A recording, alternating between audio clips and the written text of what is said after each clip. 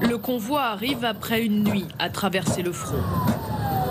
D'abord, des véhicules des soldats kurdes qui se retirent de la province d'Alep. Leur commandement s'est entendu avec les rebelles islamistes qui mènent l'offensive pour établir ce corridor sécurisé. Les civils l'empruntent aussi.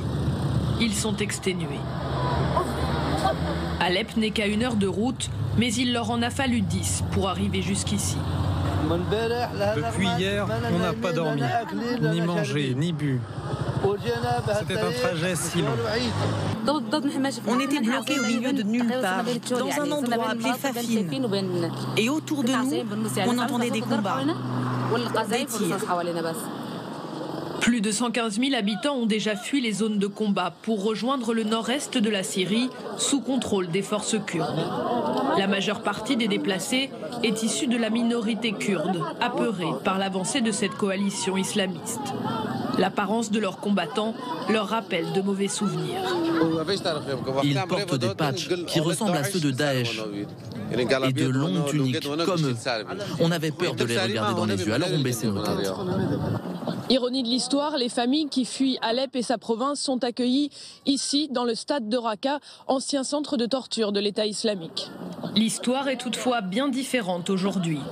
Abou Mohamed al-Joulani, le chef du mouvement islamiste qui contrôle Alep, est un ennemi déclaré de l'État islamique. Depuis le début de l'offensive, il multiplie les déclarations pour rassurer les minorités syriennes, autrefois persécutées par les fanatiques de Daesh. Cela peut paraître surprenant, mais ces officiels kurdes lui laissent le bénéfice du doute. Pour l'instant, ce sont des déclarations, je ne sais pas. On verra ce qu'ils feront dans la pratique. Depuis